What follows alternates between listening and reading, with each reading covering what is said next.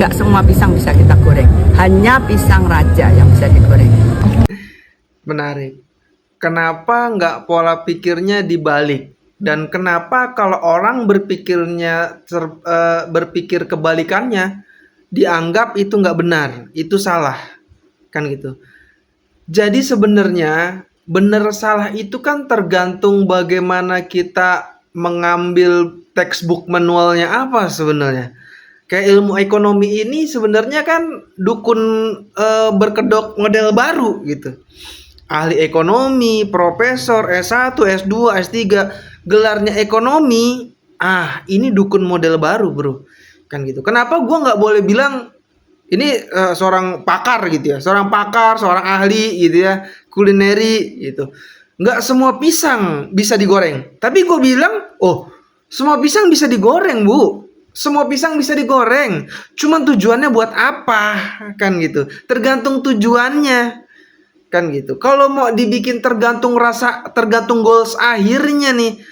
Pada dasarnya semua pisang bisa digoreng. Kan gitu. Cuman goalnya itu bisa atau enggak. Goalnya itu terpenuhi apa enggak. Contoh, Cavendish. Ya. Cavendish itu pisang kalau lu bilang Sunpride. Sunrise itu lu bilang itu merek, banyak yang bilang itu Sunrise itu merek impor. Jangan.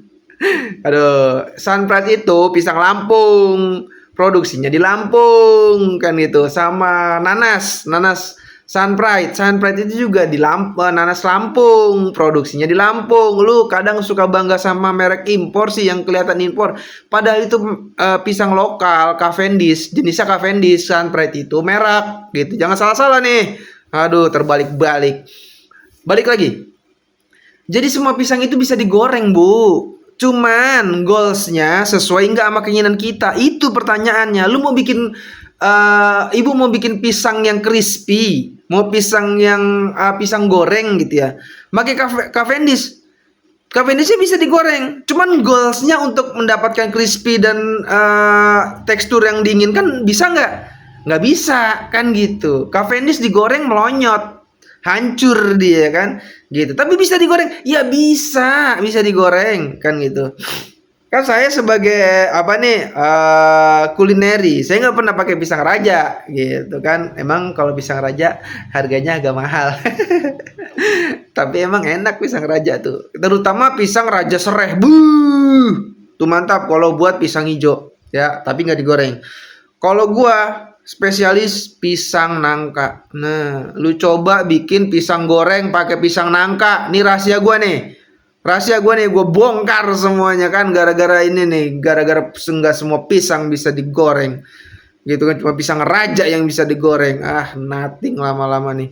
Kan itu. Ya, pisang nangka kan gitu. Pisang nangka bisa digoreng. Itu kalau digoreng yang nggak terlalu matang, ketika digoreng dia jadi empuk dan wanginya mirip nangka kan. Jadi kenapa jadi dia namanya pisang nangka, karena harumnya ketika digoreng itu keluar kayak harum nangka gitu. Dan ini bukan bicara soal pisang, gue nggak bicara soal pisang ya, gue nggak bicara soal pisang, itu cuman analogi aja sebenarnya, analogi aja. Kan kalau dibilang nih, banyak orang bilang, wah dolar naik kita begini begini begitu begini begitu begini begitu begitu begitu, aduh kusut kusut kusut. Kalau pola pikir kita kusut, ya hasilnya bakal kusut.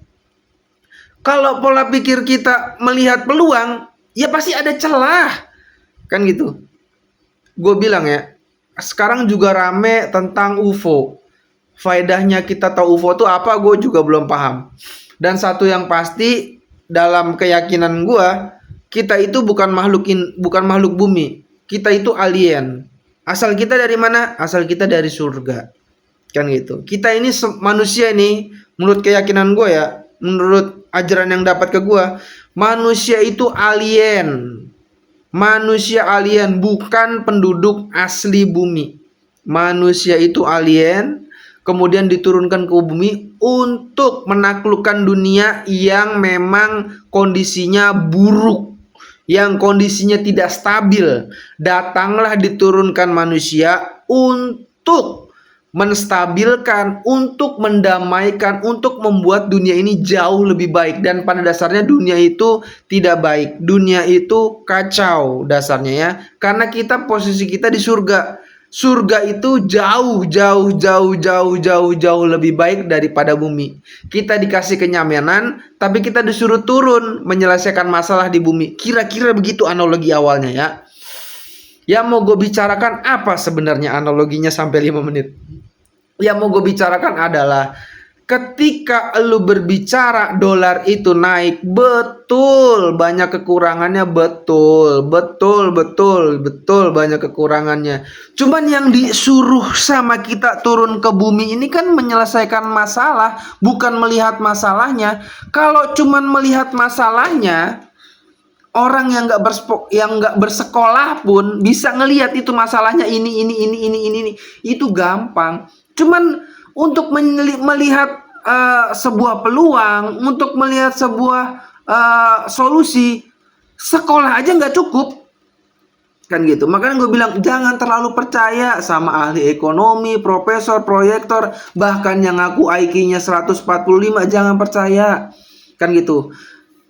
Masa depan, berkali-kali gue bilang nih, masa depan jika diukur, jika toolsnya, jika alatnya, pedomannya adalah ilmu ekonomi, maka masa depan itu tidak ada yang pasti.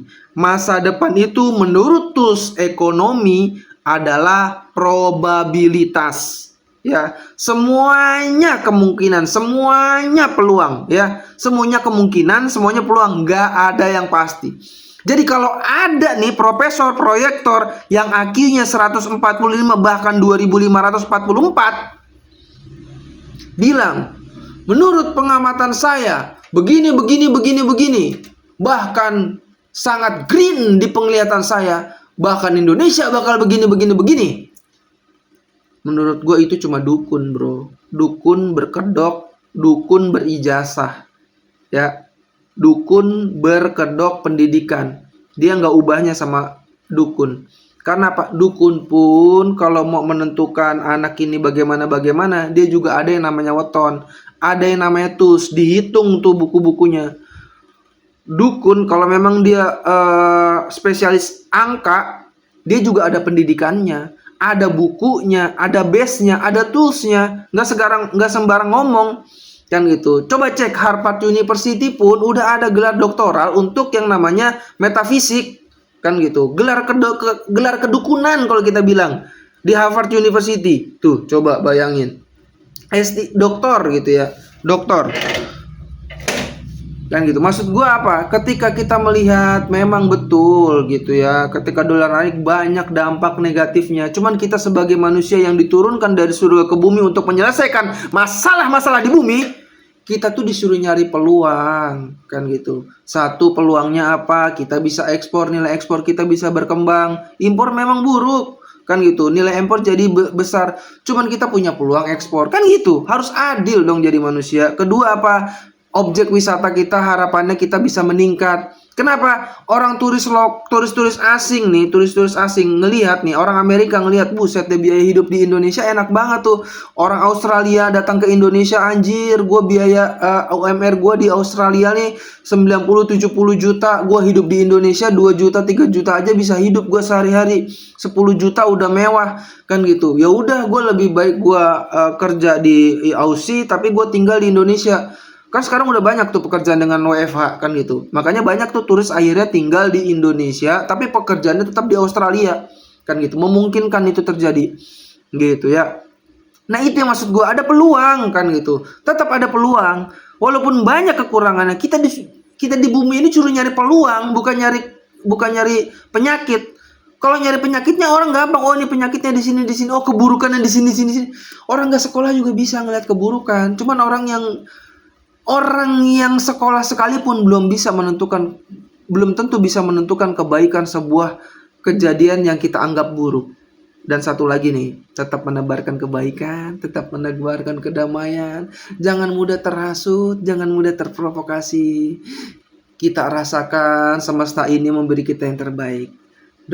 bekerja yang terbaik seraya berdoa yang terbaik buat keluarga kita dan kemakmuran negeri ini. Wassalamualaikum warahmatullahi wabarakatuh.